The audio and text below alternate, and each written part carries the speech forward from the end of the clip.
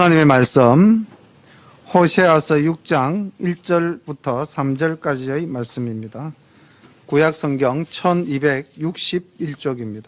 호세아서 6장 1절부터 3절까지의 말씀을 제가 봉독하겠습니다.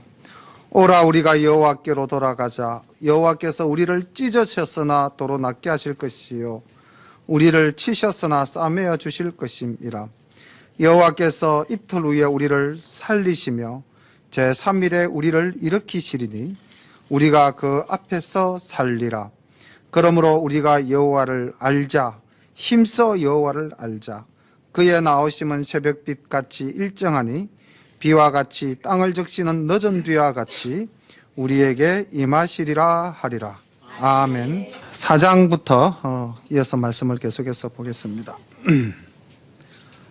오늘 장로님이 부르신 특성도 사실 아버지의 마음이 그대로 우리에게 나타나지는 그런 말씀이잖아요. 그죠?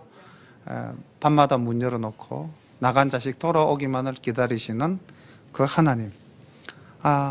범죄하고 음행하고 우상을 섬기는 이 이스라엘을 위해서 주님은 그렇게 마음을 졸이시며 안타까워하시며 기다리고 있습니다. 때로는 꾸짖으시기도 하고 때로는 또 넓은 마음으로 돌아오라고 이렇게 애타게 부르짖기도 하시는 그 하나님의 말씀을 이 호세아서를 통해서 우리가 느끼신다면은 우리가 믿는 하나님은 멀리 있는 하나님이 아니고 바로 내 곁에서 나와 함께 동행하시는 그런 하나님이신 줄로 우리가 깨닫게 될 줄로 믿습니다. 이스라엘 자손들아 여호와의 말씀을 들으라.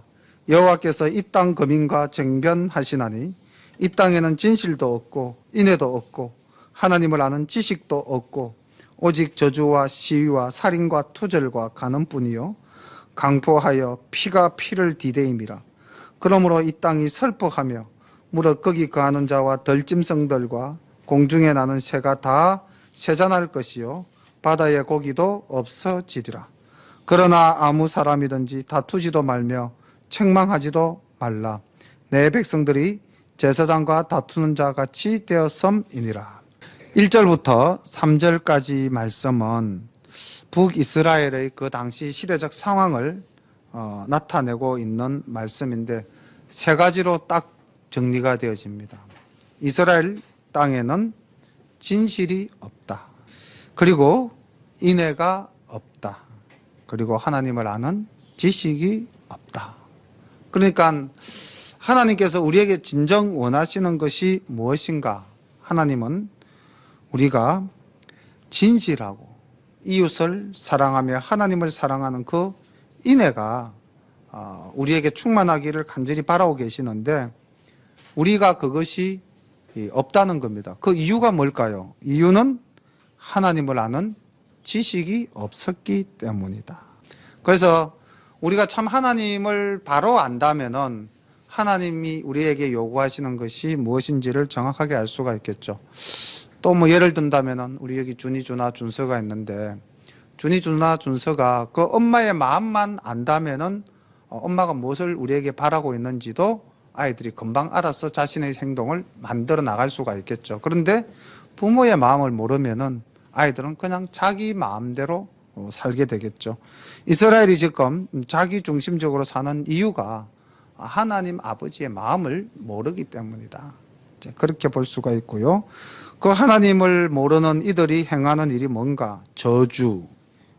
사위라는 말이 좀 어렵는데 사기, 그러니까 위선, 그러니까 남을 속이는 행위죠. 사위.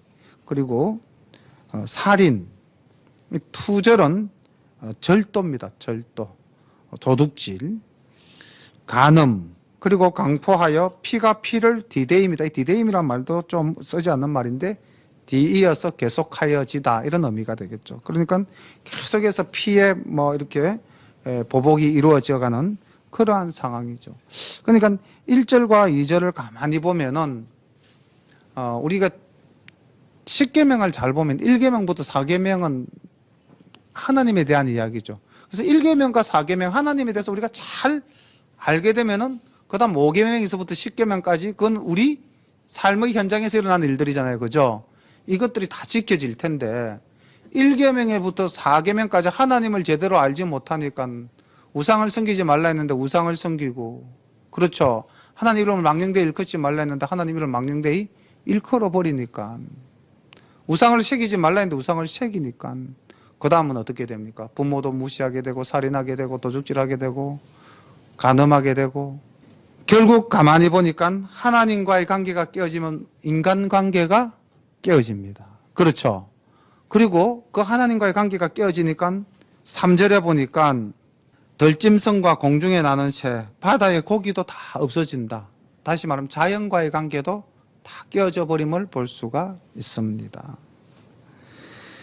그리고 4절부터는 그 당시 이 제사장인데, 이 제사장은 사실은 이스라엘에 있는 제사장들은 순전한 하나님의 제사장들은 아니죠.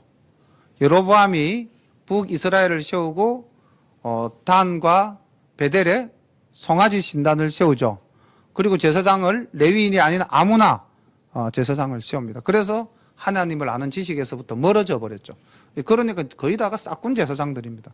싹군 제사장들이다 보니까 하나님의 말씀을 바르게 전가할 수가 없었겠죠. 그런 거짓 제사장들에 대한 하나님의 징계, 그리고 그들의 범죄 행위에 대해서 소개가 되어지고 있는데, 그러나 아무 사람이든지 다투지도 말며 책망하지도 말라. 내 백성들이 제사장과 다투는 자 같이 되었음이니라. 너는 낮에 그치겠고 너와 함께 있는 자는, 선지자는 밤에 그치리라. 내가 내 어미를 멸하리라. 내 백성이 지식이 없으므로 망하는도다. 내가 지식을 버렸으니 나도 너를 버려 내 제사장이 되지 못하게 할 것이요, 내가 내 하나님의 율법을 잊었으니 나도 내 자녀들을 잊어버리리라. 저희는 번성할수록 내게 범죄하니 내가 저희의 영화를 변하여 욕이 되게 하리라. 저희가 내 백성의 속죄제물을 먹고 그 마음을 저희의 죄악에 두는도다. 장차는 백성이나 제사장이나 일반이라. 내가 그 소행대로 벌하며 그 소위대로 갚으리라. 저희가 먹어도 배부르지 아니하며 행음하여도 수요가 더하지 못하니 이는 여호와 쫓기를 거쳤음이니라. 그러니까 지금 그 이스라엘의 제사장들이란 존재들이 하나님을 아는 지식이 있습니까? 없습니까? 없다는 거죠. 제사장이 지식이 없으니까 백성들에게 제대로 가르칠 수가 없는 겁니다. 우리가 이런 걸 보면 지도자의 무지는 그 지도자 한 사람으로 끝나는 것이 아니라 그의 영향력 아래에 있는 수많은 사람들을 힘들게 한다는 것을 볼 수가 있죠. 아까 점심 식사하고 이제 교회로 올라오는 길에 신 권사님께서 이런 이야기를 하더라고요. 요즘 신천지가 막 인쇄물을 각 집에 계속해서 꽂아둔답니다. 그 신천지 믿는 사람들 누구에게 쏘가서 그렇게 행동을 하겠습니까? 한 사람 이만희 그 잘못된 신앙을 가진 사람 때문에 그 수많은 영혼들이 불쌍하게 지금 방황하고 헤매이는 거죠. 그리고는 또 예수 잘 믿는 우리까지 지금 넘보고 교회를 깨트리려고 하고 있는 그런 상황이잖아요. 잘못된 지도자, 분명히 문제가 있습니다. 우리 교회도 교회 안에서 지도자가 잘못되면 성도님들이 마음이 많이 상할 수밖에 없는 거죠. 그래서 야고보 사도는 그랬죠. 뭐라고 했습니까?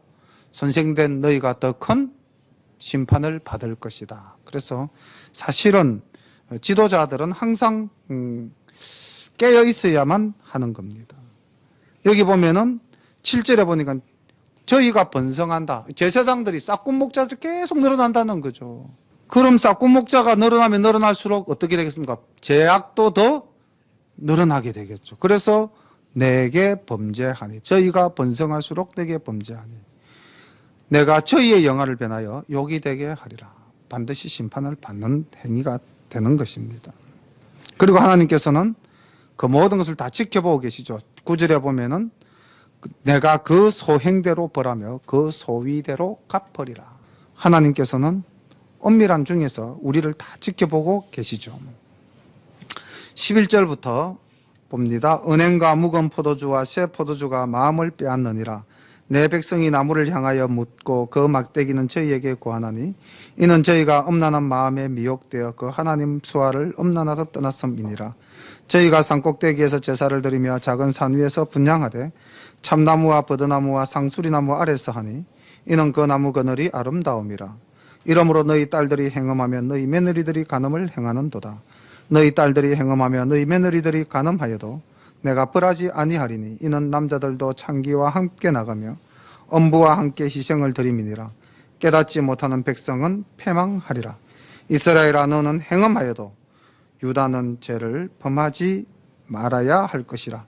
너희는 길갈로 가지 말며 벳아윈으로 올라가지 말며 여호와의 사심을 가리켜 맹세하지 말지어다. 이스라엘은 완강한 암소처럼 완강하니 이제 여호와께서 어린 양을 넓은 들에서 먹인같이 저희를 먹이시겠느냐.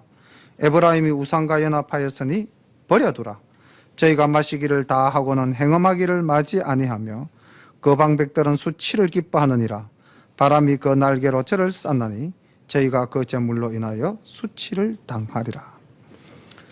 11절부터 19절까지는 결국 우상숭배로 타락한 이스라엘이 심판을 받을 수밖에 없다는 말씀을 하고 있습니다.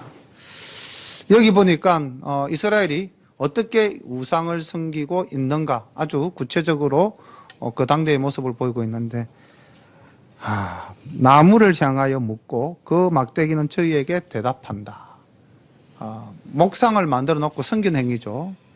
우리 풍속에도 보면 이런 게 좀 있습니다. 비슷한 게. 그 마을 입구에 큰 나무가 있죠. 그죠?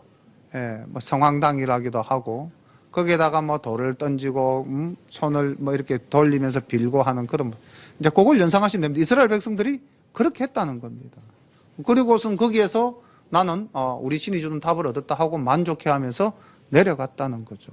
그리고 여기 또 보면은 13절에 보면은 12절입니다. 엄난한 마음에 미혹되어 하나님을 떠나고 13절에 산꼭대기에서 제사를 드리고 그 다음 그 딸들이 행음하고 그 다음 또 며느리들도 간음하고 그 다음 그러니까 남자들도 창기와 함께 하고 엄부와 함께 희생을 드린다. 이렇게 악한 생활을 하게 됐는데 그 원인이 가만히 보니까 11절에 음행과 묵은 포도주와 새 포도주가 마음을 빼앗느니라 이렇게 되어 있습니다. 이런 타락된 행위가 나오게 된 배경에는 무엇이 있었습니까? 이방신을 섬기는 그 신전에서 마시는 술. 예. 그럼 오늘날도 사실은 이 술이라는 것이 우리 삶 굉장히 가깝게 있습니다. 뭐 손만 뻗으면 술이라는 건 잡히게 돼 있죠. 세계에서 아마 술을 제일 편하게 살 수 있는 나라가 우리나라가 아닐까. 그리고 세계에서 가장 술 문화에 대해서 관대한 나라도 우리나라가 아닐까 그런 생각을 해봅니다. 우리가 뭐 술 먹고 지중해 내가 기억이 없다 이러면은 용서가 많이 되는 나라죠, 그죠? 심지어는 우리나라에는 술을 마시고 운전을 해가지고 다른 사람을 상하게 해도 가중처벌을 해야 되는데 이 나라는 법이 이상하게 술을 먹고 하면은 가중처벌이 안 되고 오히려 정상 참작이 되어져 버리는 그런 희한한 나라입니다. 근데 술이라는 것이 사람의 이성을 마비시키고 판단력을 흐리게 하고 또 잘못되면은 중독에 빠지게도 만들잖아요, 그죠? 자, 이스라엘 백성들도 아마 그 술이라는 것에 취해서 이런 악한 행위를 우상을 섬기는 신전에서 행하지 않았겠는가. 그 모습들을 지금 이렇게 호세아 선지자가 당시 이스라엘 상황을 구체적으로 보여주고 있습니다. 그런데 여기 15절에 가면은 유다를 지칭하죠. 이스라엘이 이렇게 행함하고 이렇게 타락했다 할지라도 유다 너는 제발 죄를 범하지 말라. 그러니까 이스라엘이나 유다나 다 하나님의 택한 백성이긴 하지만은 유다는 특별히 하나님이 언약을 맺은 다윗의 후손들이 세운 나라죠, 그죠? 그러다 보니까 하나님이 각별히 이 유다를 챙기시는 마음이 더욱 잘 나타나고 있습니다. 이게 뭐 또 좋은 그 비유는 아니겠지만은 우리가 이렇게 자녀를 키우다 보면 조금 더 정이 가고 조금 더 챙겨줘야겠다는 그런 자녀가 있죠. 예, 아마 하나님의 마음도 그와 같은 마음이 아니겠습니까? 뭔가 그 다윗의 신실한 모습을 통해서 하나님이 다윗과 맺은 언약이 있기 때문에 유다를 바라보는 마음은 좀 더 애잔하고 좀 더 각별했겠죠. 그래서 앞에도 잠시 유다에 대해서 언급을 했지만 또 한 번 더 유다에 대한 언급을 하고 있습니다. 길갈로 가지 말고 베다인으로 올라가지 말라. 이건 무슨 말이냐면은 그 길갈과 베다인은 이미 이스라엘에 의해서 새로운 우상 종교를 섬기는 중심지가 되어 버리고 옛날에 하나님을 섬겼던 그 아름다운 흔적들은 다 없어져 버린 그곳이라는 것이죠. 그곳으로는 가지 말라는 거죠. 다시 말하면 이스라엘의 발자취를 따라가지 말라는 겁니다. 그럼 이스라엘은 또 어떤 존재냐? 하나님께서 이스라엘을 가만히 보니까 16절 뭐라고 그랬습니까? 이스라엘은 완강한 암소처럼 완강하니. 완강하다라는 말이 두 번이나 반복되어져 있죠. 자기 고집이 그만큼 세고 자기 중심적으로 살아가고 있다는 것입니다. 그래서 하나님께서 저들은 우상과 연합했으니까 버려둬라. 심판을 피할 수가 없다. 그리고 19절에 보니까 바람이 그 날개로 저를 쌌나니 저희가 그 재물로 인하여 수치를 당하리라. 심판을 받을 수밖에 없는 상황이 되었다는 것입니다.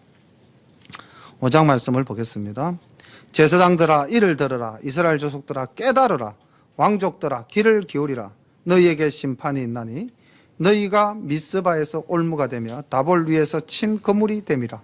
패역자가 살육죄에 깊이 빠졌음에 내가 저희를 다 징책하노라. 에브라임은 내가 알고 이스라엘은 내게 숨기지 못하나니 에브라임아 이제 내가 행음하였고 이스라엘이 이미 더러워졌느니라. 지금 여기 에브라임이 나오는데 이 에브라임도 이스라엘 12지파 중에 한 지파죠. 그죠? 요셉의 아들 아닙니까? 근데 이 에브라임은 다른 말로 하면 그냥 이스라엘입니다. 이스라엘을 부를 때 이스라엘아라고도 부르기도 하고 에브라임아라고도 부르기도 합니다. 그러니까 뭐 다른 용어가 아니라 하나님께서 이스라엘을 칭할 때 에브라임이라고도 하셨다. 이렇게 기억하시면 되겠고요. 지금 5장 서두에 시작되면서 제사장, 왕족 이런 지도자들에 대한 경고를 하시는데 자 3절에 보니까 에브라임은 내가 알고 이스라엘은 내게 숨기지 못한다. 다시 말하면은 우리가 아무리 뭐 하나님이 모르시겠지 하고 숨어서 하는 일도 하나님은 다 알고 계신다.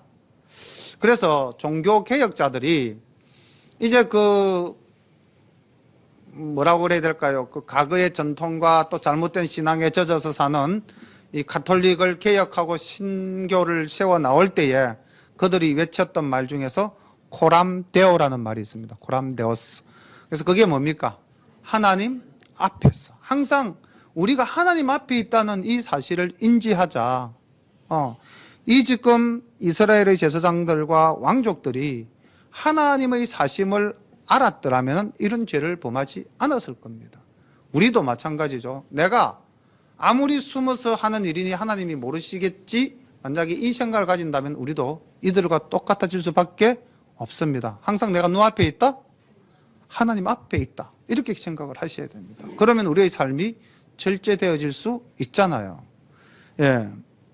하나님은 모든 것을 아십니다. 시편 33편 13절과 14절 15절 말씀을 보면 여호와께서 하늘에서 감찰하사 모든 인생을 보심이요 곧 그 거하신 곳에서 세상의 모든 거민을 하감하시도다. 저는 일반의 마음을 지으시며 저희 모든 행사를 감찰하시는 자로다. 하나님은 우리의 마음까지 다 알고 계시는 분이라고 시인은 고백하고 있습니다. 호세아도 매한가지로 이야기하고 있죠. 하나님 앞에서 우리가 숨길 수 있는 것이 없다는 것입니다. 4절 봅니다. 저희의 행위가 저희로 자기 하나님에게 돌아가지 못하게 하나니 이는 엄란한 마음이 그 속에 있어 여호와를 알지 못하는 까닭이라. 자, 이 말씀도 우리가 살면서 참 우리 삶 속에 적용되기 쉬운 말입니다. 우리가 뭘 하나 거짓말하면 어떻게 됩니까? 그 거짓말을 가리기 위해서 더 큰 거짓말을 계속해서 해나가게 되죠. 그러다 보면 결국 자기는 돌이켜서 불의에서 벗어나 정의의 세계로 돌아오기가 어려운 경우가 참 많습니다. 우리 삶도 그렇잖아요. 그죠? 우리가 뭐 하나 잠깐 실수해서 그것을 감추기 위해서 또 다른 실수를 행하다 보면은 대단한 용기가 아니면 회개하고 돌아오기가 쉽지 않죠. 이스라엘이 지금 그와 같은 행위를 하고 있는 겁니다. 저희 행위가 저희로 자기 하나님께 돌아가지 못하게 하였다. 그 정도로 이제 죄악의 눈이 어두워져 버렸다는 거죠. 그래서 오늘날도 참 이상해요. 제가 이제 학교에서 이제 뭐 명예퇴직을 하고 이제 그 교회 시험을 선생님들 다 아시잖아요. 그래서 이제 선생님들 제가 보고 싶으면은 주일날 11시에 오시면 저를 볼 수 있습니다. 또 제 설교도 들으실 수 있습니다 하면은 제발 뭐 교회는 좀 안 가면 안 되겠나. 밖에서 만나면 왜 그렇게 교회 오는 것을 무서워하는지 모르겠어요. 제가 이 말씀 들으면서 그게 딱 느낌이 오더라고요. 죄악 속에서 살아가는 사람들은 하나님 앞에 돌아오는 것이 정말 힘든가 봐요. 아니 다른 집은 신장 개업하면 꽃다발 들고 찾아가잖아요, 그죠? 그래서 제가 뭐 우리 같이 가끔씩 교회 식구들하고 식사하러 가는 그 갑장집, 그 엄마 손 칼국수, 그 사장이 저하고 갑장이거든요. 그래서 내가 그랬어요. 갑장이 개업을 했으면 신장 개업을 했는데 나도 한 번 와야 될 거 아니냐고. 나도 매일 여기 와서 우리 교인들 듣고 와서 밥 사 먹고 하지 않느냐고. 그럼 사람이 갔으면 오는 정이 있어야지. 그러면은 교회를 정말로 그러면서 안 와요. 예수 안 믿는 사람이 교회 오는 게 그만큼 힘든가 봐요. 왜 그렇게 힘들까요? 그죠? 이게 제가 볼 때 그 양심이 화인받아서 굳어져서 그런 것 같아요. 돌아오면 이제 깨어질 수 있는데 마귀가 그 깨지는 것을 도저히 못 보니까 어쨌든 못 가게 하는 것 같아요.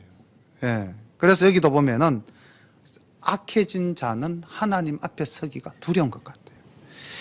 5절 보겠습니다. 이스라엘 교만이 그 얼굴에 증거가 되나니 그 죄악을 인하여 이스라엘과 에브라임이 넘어지고 유다도 저희와 한 가지로 넘어지리라. 이 이스라엘의 교만이라고 하는 것이 어디서부터 왔느냐? 지금 말씀 서두에 이야기하지 않았습니까? 이 시대가 여로보암의 시대입니다. 정치, 군사, 경제 모든 것이 가장 이스라엘 사회에서는 솔로몬 이후에 제일 잘 나갈 때거든요. 사람이 가진 게 있으면은 교만해지죠. 예. 그러다 보니까 그 교만함으로 인해서 사치하고 번영하면서 죄를 짓고 타락하니까 하나님께는 돌아오지 않고 그것이 오히려 유다에까지도 영향을 끼치는 왜냐하면 이제 북이스라엘이 강하니까 남유다는 북이스라엘 눈치를 또 볼 수밖에 없는 상황이지 않습니까? 그래서 이스라엘과 에브라임이 넘어지면서 유다도 저희와 한 가지로 넘어지리라.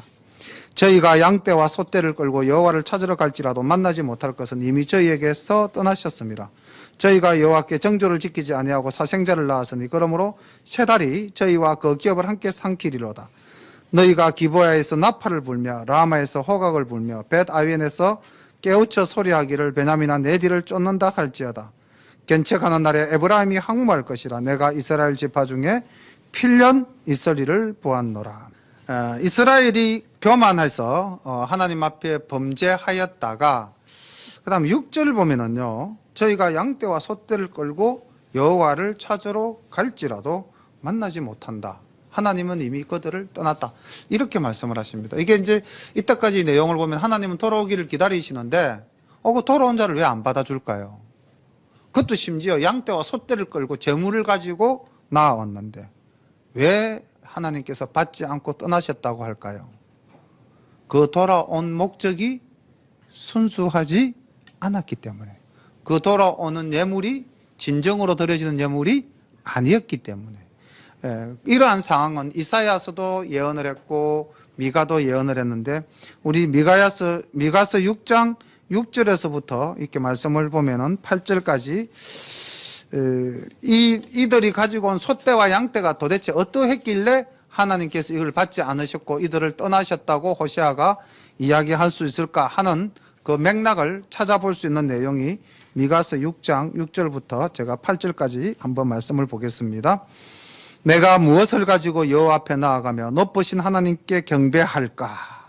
내가 번제물 1년 된 송아지를 가지고 그 앞에 나아갈까? 얼마나 착합니까? 지금 이 말씀 들어보면. 그렇죠? 내가 여호와께 얼마나 값진 예물을 들고 나가서 내가 하나님을 섬길까? 이런 마음으로 나아갑니다. 여호와께서 천천의 수양이나 만만의 강수 같은 기름을 기뻐하실까? 내 허물을 위하여 내 맏아들을, 내 영혼의 죄를 인하여 내 몸의 열매를 드릴까? 아이고야, 자기 아들도 주고 자기 영혼까지도 내어놓겠다는 마음으로 나오니까 참 신실하죠. 신실한 것처럼 보입니다. 그런데 아니죠. 보십시오. 8절 사람아, 점을 들고 온 사람이죠. 주께서 선한 것이 무엇임을 내게 보이셨나니 여호와께서 내게 구하시는 것이 오직 공의를 행하며 인자를 사랑하며 겸손히 내 하나님과 함께 행하는 것이 아니냐.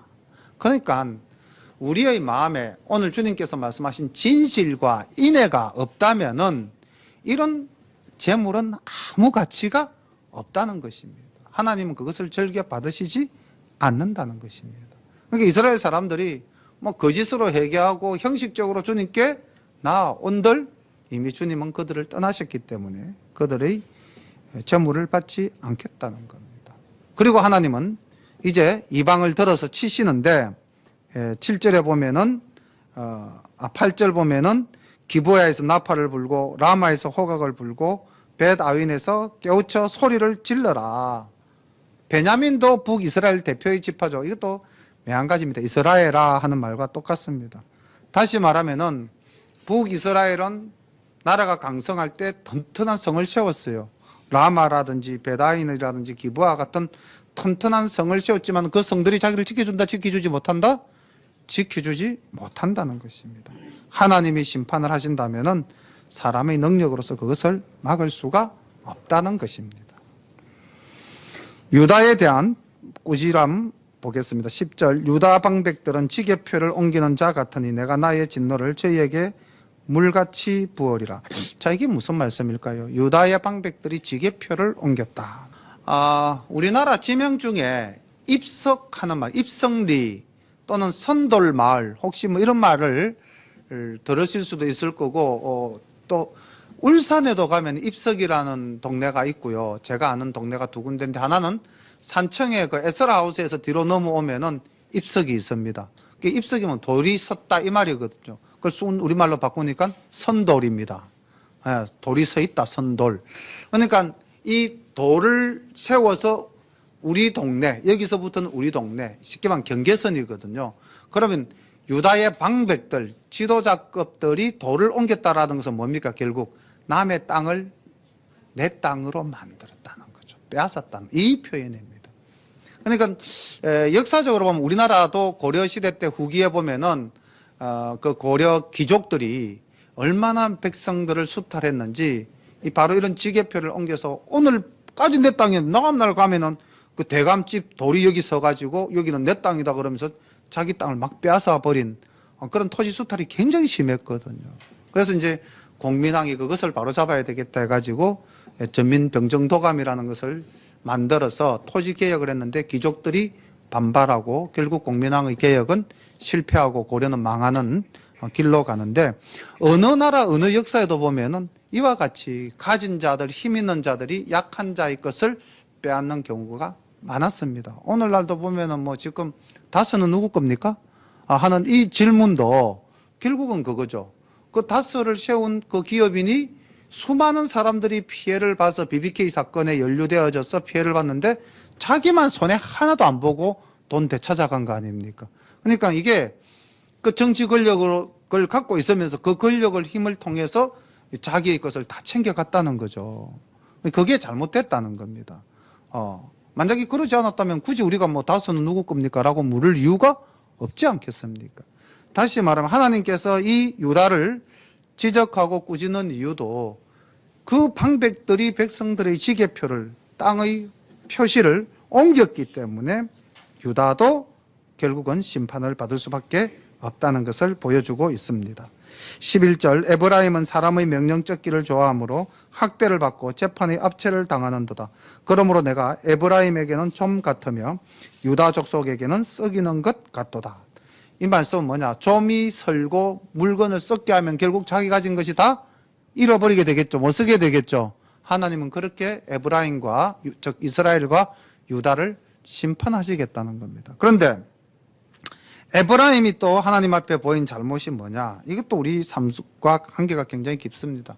에브라임이 사람의 명령 쫓기를 좋아했다. 다시 말하면 하나님의 말보다 사람의 말을 더 우선하였다는 거죠. 이것도 우리가 살다 보면은 사람을 의지하고 사람을 따라가는 경우가 우리가 있습니까? 없습니까? 있습니다. 교회 안에서도 그럴 수 있죠. 유독 친하게 지내는 사람들이 있습니다. 근데 나중에 알고 보면 그 유독 친하게 지냈던 사람이 나중에는 어떻게 됩니까? 원수가 되는 경우가 있어요. 그런 경우 있습니까? 없습니까? 사실 믿고 따라갔다라는 것은 그만큼 그를 의지했다는 거 아니겠습니까? 근데 그 의지한 자가 배신을 하면은 원수가 되는 거죠. 예. 이건 좀 적당한 예가 아니라서 들기가 좀 그렇습니다만은 부부도 그렇잖아요. 그렇죠? 님에서 점 하나 찍어버리면 뭐가 됩니까? 남이 되어버리죠. 이만큼, 네, 이만큼 사람이 한번 믿었을 때는 님이었는데 그 믿음을 잃어버리게 되니까 뭐가 됩니까? 남이 되어버리죠. 안으로 찍으면 넘이 되어버죠, 그죠? 예. 경상도에서 넘이라 그러죠, 그죠? 표준어에서 남이라 그런데. 어쨌든, 이스라엘은 사람의 명령을 쫓았다. 다시 말하면 하나님의 명령을 쫓아야 되는데 사람의 명령을 쫓았다는 거죠. 우리도 저를 너무 믿지 마세요. 저는 한계적 존재입니다. 목사님을 너무 사랑했는데 목사님 그러실 수 있나요? 예, 목사님은 본의 아니게 그럴 수 있는 인간입니다. 약점이 많잖아요. 저도 멀리서 보면 꽤 괜찮습니다. 근데 가까이 다가와서 보면은 정말 흠이 많은 사람이에요. 얼굴에 점도 무지 많아요. 예. 근데 멀리서 보면 깨끗해 보이죠. 예. 제가 대학교 2학년 때인가 3학년 때인가 어느 해 가을에 그 이제 캠퍼스가 우리 학교가 좀 괜찮아요. 그래서 학교 이제 교문을 딱 들어서는데 단풍이 있는데 너무 이쁜 거예요. 그 이제 서관 쪽에 그 건물도 굉장히 오래된 돌탑 건물이라서 너무 좋아서 이제 저는 사대로 가려면 오른쪽으로 가야 되는데 그 애는 너무 이렇게 단풍이 좋아서 이제 왼쪽으로 가서 왼쪽으로 이렇게 쭉 올라가면 서간으로 올라가게 되거든요. 그러니까 왼쪽으로 해서 이렇게 쭉 올라갔는데 서간 가까이에 가서 이제 벤치에 앉아서 그 단풍 든 나무를 보니까 엉망인 거예요. 막 벌레 먹어가지고 구멍 뻥 뚫린 것도 있고요. 막 시커먼 점이 이만큼 찍힌 것도 있고요. 또 어떤 나무는 이파리가 반쯤 잘라져 나가버린 것도 있고요. 그래서 멀리서 볼 때와 가까이서 보는 것은 이렇게 다르구나. 그렇습니다. 그런데 멀리서 보든 가까이에서 보든 한결같이 변함없는 존재가 있는데 그게 무엇일까요? 하나님 아버지입니다. 예수님이십니다. 예. 그러니까 신앙생활 하더라도 저를 보지 말고 누구를 보셔야 됩니까? 하나님을 보셔야 됩니다. 사람은 믿을 존재가 못 됩니다. 사람은 실망시키는 존재입니다. 누구든지 간에. 그렇습니다. 그래서 저를 사랑해 주시는 건 좋은데 믿고 따르지는 마십시오. 저는 정말 자신 없습니다. 오직 믿고 따르는 건 누구를 믿고 따르시기를 바랍니까? 예, 하나님만 믿고 따르시기를 바랍니다. 저는 단지 도구입니다. 그래서 저는 도구기 때문에 잘못될 수가 있어요. 예. 13절부터 말씀을 보겠습니다. 에브라임이 자기의 병을 깨달으며 유다가 자기의 성처를 깨달았고 에브라임은 아수르로 가서 야레방에게 사람을 보내었으나 저가 능히 너희를 고치지 못하겠고 너희 상처를 낫게 하지 못하리라. 내가 에브라임에게는 사자 같고 유다 족속에게는 젊은 사자 같으니 나 곧 내가 움켜갈지라. 내가 탈취하여 갈지라도 건져낼 자가 없으리라. 내가 내 곳으로 돌아가서 저희가 그 죄를 뉘우치고 내 얼굴을 구하기까지 기다리리라. 저희가 고난을 받을 때에 나를 간절히 구하여 이러기를. 자, 이렇게 해서 이제 5장이 끝났는데 사실은 15절은 잠시 있다가 6장과 함께 하겠습니다. 13절부터 14절까지 가만히 보면 뭔가 이 에브라임과 즉 이스라엘과 유다가 회개하는 것 같죠? 아니네요. 보니까 자기의 병을 깨달았고 자기의 상처를 깨달았는데 어디를 가고 있습니까? 이 사람들이 아수르에 찾아가서 야레방에게 구하죠. 다시 말하면은 자기가 지금 잘못된 것을 해결해 줄 존재가 누구다라고 생각한 겁니까? 세상의 힘이라고 믿고 있는 거죠. 그렇죠? 예, 아수르의 왕이라고 생각을 합니다. 아수르의 왕이 우리를 도우면 우리의 모든 문제가 해결될 것이다. 됩니까? 안 됩니까? 안 되죠. 예, 세상은 우리를 영원히 구원해 줄 수가 없습니다. 혹 모르죠. 세상은 일시적으로 우리에게 도움을 줄 수는 있을지 모르겠습니다. 그런데 거기에 혹해서 넘어가면은 우리는 영원히 악의 구렁텅이에 빠져들고 마는 거죠. 술이라는 게 그렇지 않습니까? 한 잔 먹고 괴로움이 순간적으로 잊혀지니까 야, 이게 진짜 좋은 거다. 나의 괴로움을 해결해 주는 존재다. 그런데 그렇습니까? 아니잖아요. 그렇죠. 마찬가지죠. 하나님께서는 그러한 에브라임과 유다를 용서하지 않겠다. 사자같이 움켜잡아서 그들을 깨우치겠다. 심판하겠다. 자, 그리고는 15절에 또 하나님의 그 아름다우신 또 마음이 이렇게 참 정신 못 차리는 이 유다와 이스라엘에 대해서 하나님은 내가 내 곳으로 돌아가서 저희가 그 죄를 뉘우치고 내 얼굴을 구하기까지 기다리겠다. 사랑의 하나님이시죠. 저희가 고난받을 때 나를 간절히 구하여 이르기를. 그러면서 이제 호시아를 통해서 호시아의 기도와 같은 이 내용을 통해서 이제 주님께 돌아오기를 기다리는 하나님의 마음을 전하는 겁니다. 사실 이게 이스라엘 백성들이 이렇게 외쳤다면 하나님 얼마나 기뻐하셨을까요? 아니겠습니까? 근데 이게 이스라엘 백성들의 기도가 아니고 하나님이 돌아오기를 원하는 그 간절한 마음으로 호세아에게 이제 전한 말씀이죠. 오라, 우리가 여호와께로 돌아가자. 여호와께서 우리를 찢으셨으나 도로 낫게 하실 것이요 우리를 치셨으나 싸매어 주실 것입니다. 여호와께서 이틀 후에 우리를 살리시며 제3일에 우리를 일으키시리니 우리가 그 앞에서 살리라. 그러므로 우리가 여호와를 알자. 힘써 여호와를 알자. 그의 나오심은 새벽빛같이 일정하니 비와 같이 땅을 적시는 늦은 비와 같이 우리에게 임하시리라 하리라. 이렇게 기도하고 나왔으면 얼마나 좋겠습니까? 그런데 이게 안 된다는 거죠. 본질적으로 우리의 모든 문제를 해결해 주시는 분은 하나님이시라는 거죠. 그리고 우리가 정말로 이렇게 뉘우치고 하나님께 나아가면은 우리의 모든 허물을 용서해 주십니다. 요한 1서에 보면은 요한 1서 1장 9절에 보면은 요한 사도는 이렇게 이야기합니다. 만일 우리가 우리 죄를 자백하면 저는 미쁘시고 의로우사 우리 죄를 사하시며 모든 불의에서 우리를 깨끗게 하실 것이요. 이 요한 사도의 말이나 지금 이 호세아가 하나님으로부터 하나님의 마음을 받아서 하는 이 말씀이나 주제는 똑같죠. 예. 우리가 정말 하나님을 알기 위해서 하나님 앞에 나아가면은 하나님은 우리의 상처난 곳을 싸매시고 우리를 고치고 우리를 도로 낫게 해주실 분이신데 이스라엘 백성들은 나오지 않는다는 거죠. 볼까요? 4절에 에브라임아 내가 너에게 어떻게 하랴. 유다야 내가 너에게 어떻게 하랴.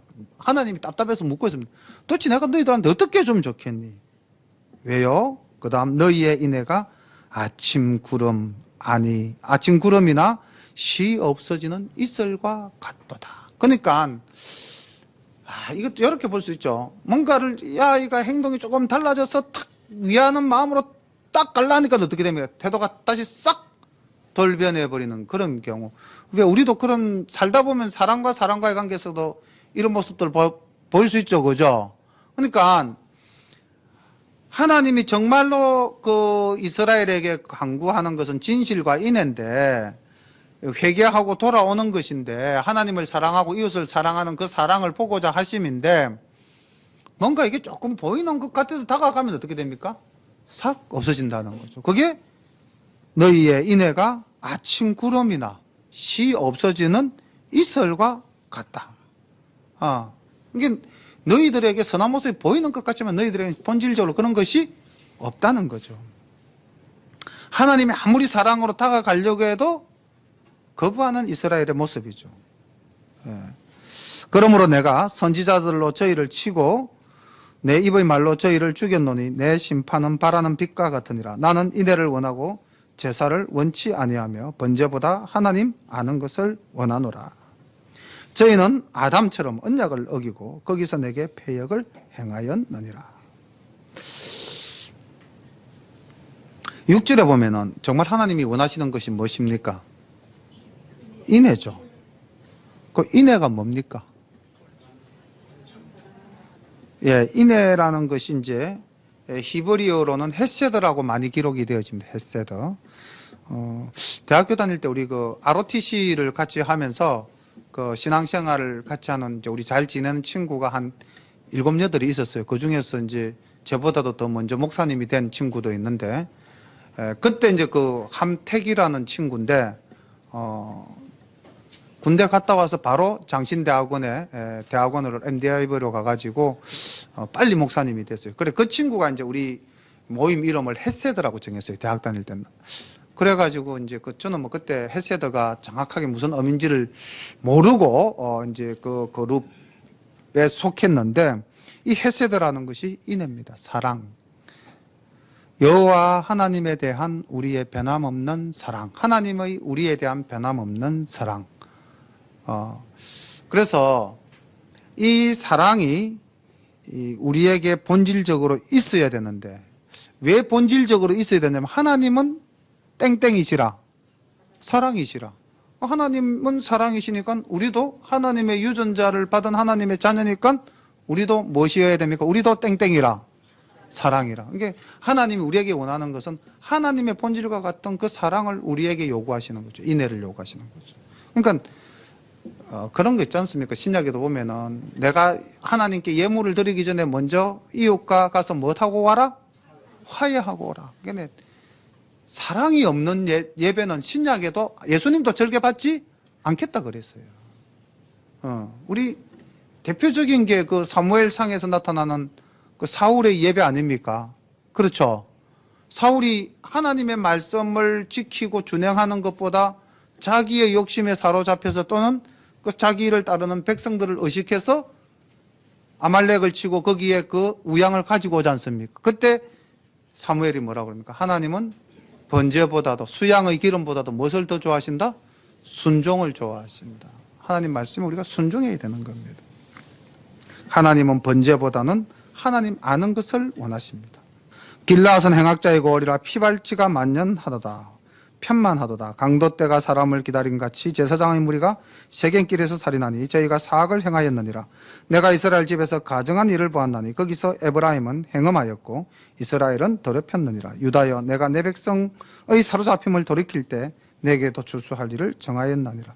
그러니까 지금 보면은 에브라임 이스라엘을 또 책망하시다가 간간히 유다는 또 사랑하신다 하셨다가 또 유다도 보니까 이스라엘의 발자취를 그대로 쫓아가니까 유다에 대해서도 심판을 하시겠다 이렇게 말씀을 하시는데 여기 지금 길르앗과 세겜 어떤 특성을 가진 도시인지 혹시 기억나십니까?